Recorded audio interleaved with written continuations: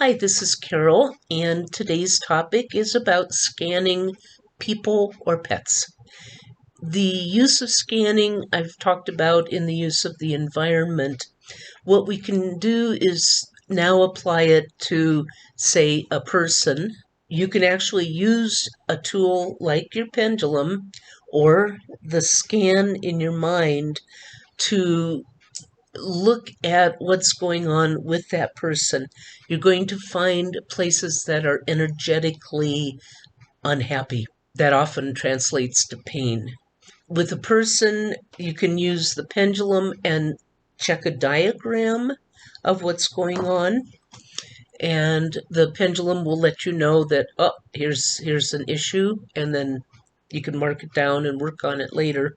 You can mentally drop your radar through the body and just keep that vision in mind. You've got your head, neck, the shoulders, upper back, low chest, down to the middle, the abdomen, low back, abdomen, legs, knees, hips, thighs, legs, ankles, feet, and get an idea of where is the blip, and then find other methods to research it further. The bonus with the pendulum, if you do find an area that's blocked, the pendulum typically will start to spin in one direction, and it will continue to do so until the energy is sorted out or smoothed out, and then the pendulum will stop and go the other direction, and sometimes it'll go back and forth several times, but each time it gets a little bit shorter, and then finally it will stop.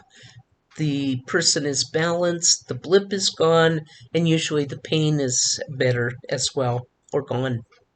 And you can do the same thing, apply it to an animal.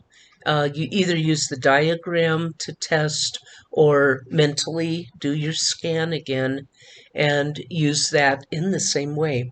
So I hope you liked the topic today and are raring to go and see how well it works. Do subscribe, and please add comments or questions or some other topic you'd really like to hear about. See you at the next video.